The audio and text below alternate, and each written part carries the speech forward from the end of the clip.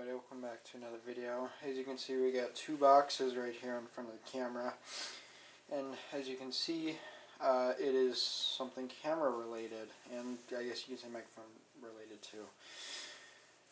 And as I said a long time ago, is what I should say. A long time ago, I said that I was going to get an HX400 in replacement to the 300 because the microphone sucked on it and it didn't have a hot shoe, so I could put a better microphone on it. So that's what led to me getting this camera right here, the HX400, basically the successor to the 300. And of course the microphone's over there. And I already unpackaged both of these earlier, but I put them back in the box to give a representation of how they were in the box, but of course not perfectly, like, you know, when I first got it though.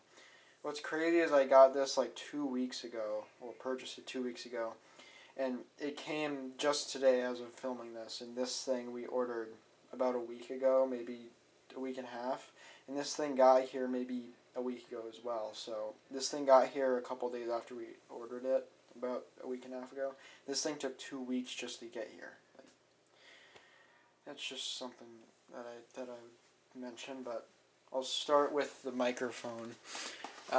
So this was the microphone of choice that I got, ECM-GZ1M.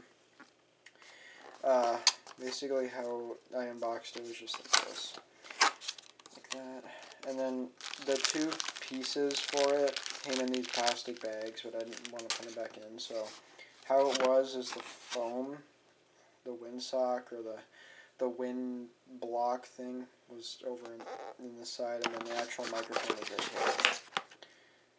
So this is what the microphone looks like. The phone's rolling away. This is what the microphone looks like. So you got your zoom and gun position. The zoom is only for Sony camcorders, by the way. Gun is basically how it turns on, and there's no batteries with this too. It goes off the camera's power. Came with this little cap. Got the contacts. Can't really see it, but there's a bunch of contacts on there. Connects to the camera through the hot shoe. You can lock it on by doing that and such. Shotgun microphone, so it's pretty much directional, so if it was faced this direction, it would pretty much only focus the audio coming from this direction, not really to the sides or behind it. It still will catch that audio, but it'll be very much quieter compared to in front of it. So yeah, and this is how it looks with the wind guard on it.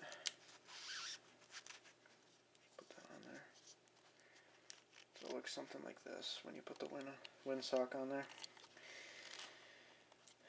So yeah, of course when you have this on, it'll muffle the sound a little bit, but that's really if it's windy outside. So if I were to film a siren, I'd probably keep this off unless it's like unbearably windy, because in the camera settings I'll still have the wind noise reduction turned on. It's just I won't have the windsock on it probably, depending on how windy it is.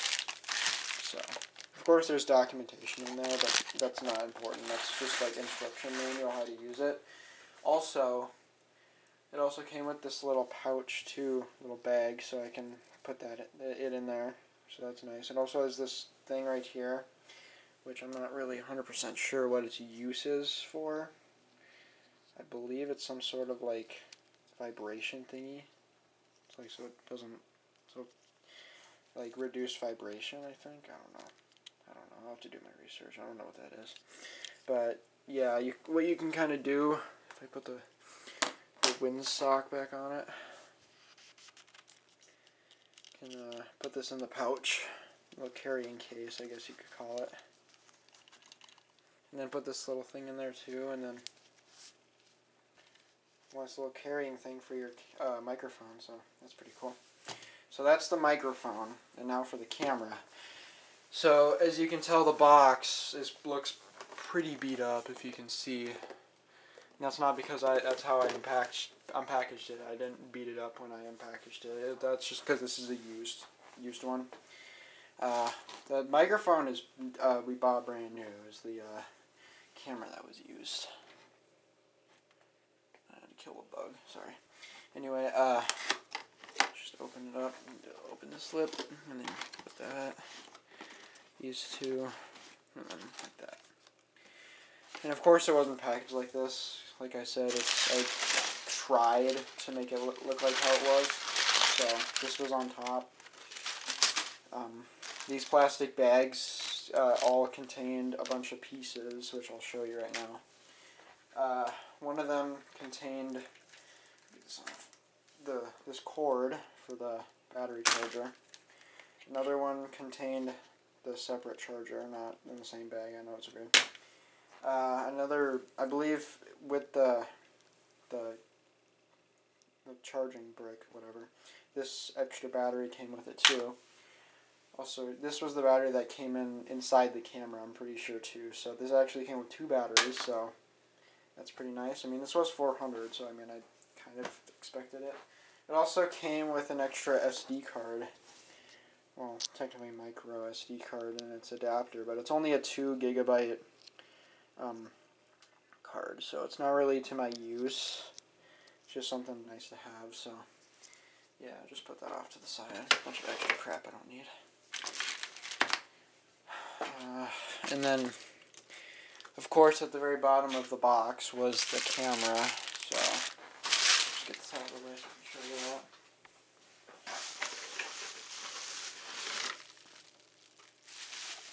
So, of course, like I said the past 2 times, it wasn't packaged exactly like this. This is supposed to be my quote-unquote recreation of how it was packaged, but it was something like this. Probably more professional than just thrown together by me. But yeah, that's the HX400 right there. Lower the tripod just a little so you can see it a little better.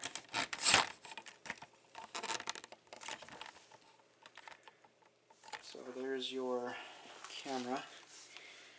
Came with the lens cap and the cover from top of the hot shoe, so that's nice. So a quick look around the camera. I keep bumping into the tripod, excuse me. So a quick look around the camera. Lens cap, so got your lens right there. Right there, nice and shiny. Oh wait, yeah, and then your Carl Zeiss Vario Sonar T-Star lens. Bunch of aperture values right there. Not 100% sure the idea behind that. I'm not really too professional, so you got your 50 times optical zoom. You got a bunch of modes on the side here: AF/zoom, DMF, and MF.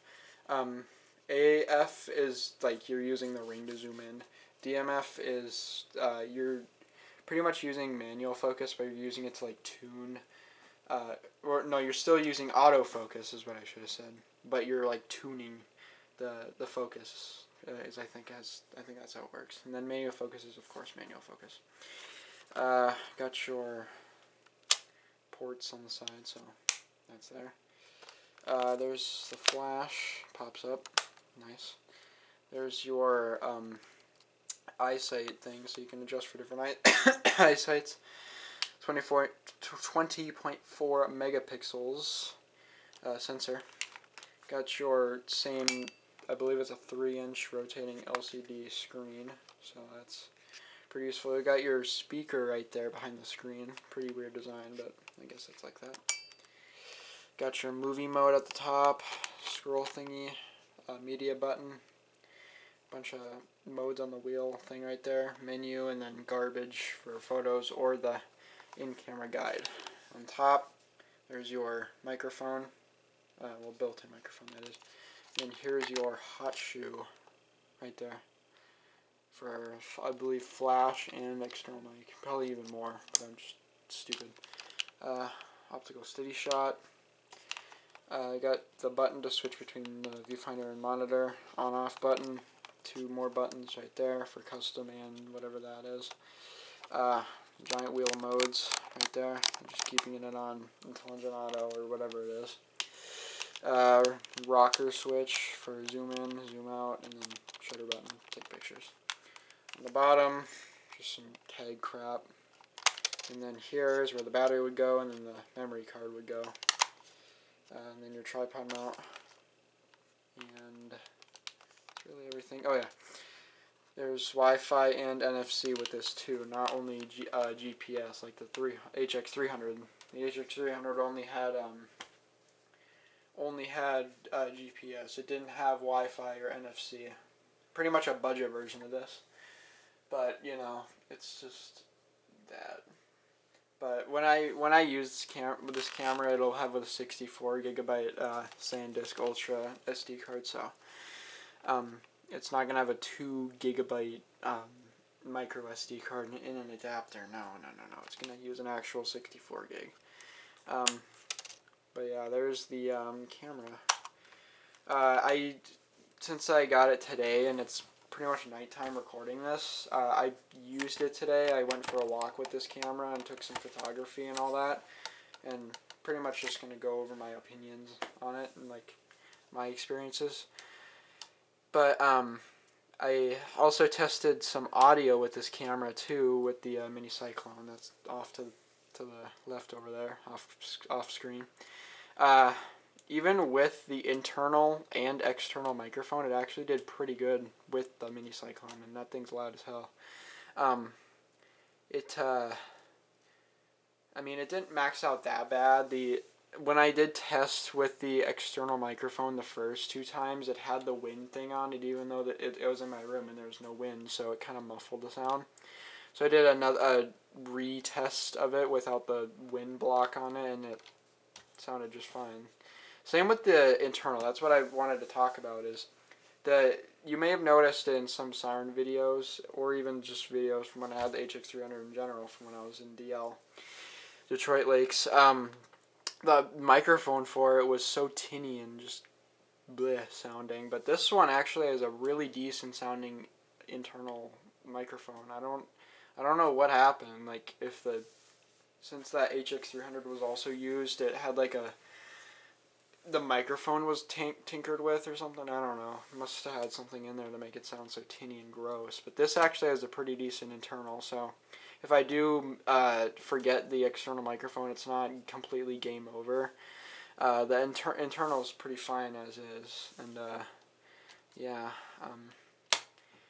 When I was taking photos with it, the photo quality is pretty good for what it is. The video is also pretty nice as well. You can do 1080-60, of course, pretty standard. And what else was I gonna say? Oh yeah, and the photo. The photo is good and all, but it just has a weird look to it to make it look like it's low quality. I don't know what it is.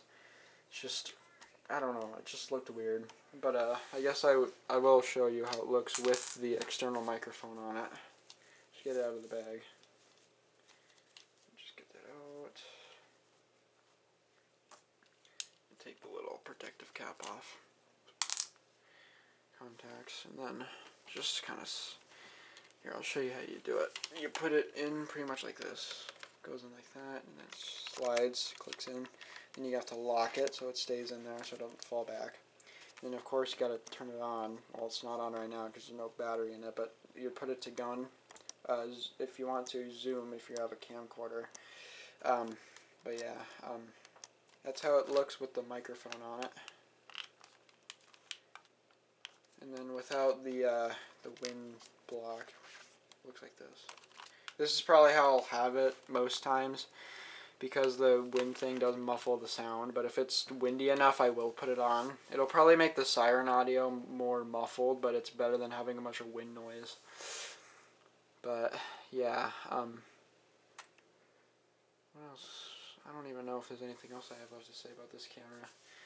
The external microphone was only $100 brand new. That's actually that's a pretty good amount or a lot for an external mic that's new, but the camera was $400, so that's like, wow.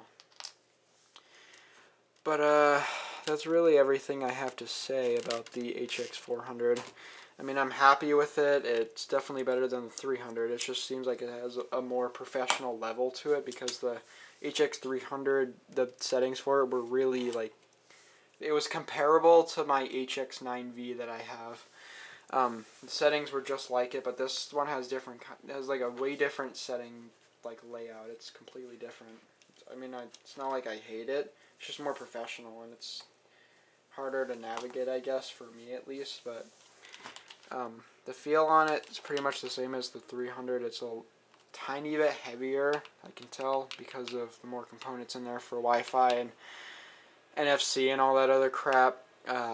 Has that DMF mode. I haven't used it yet. It's the direct manual focus.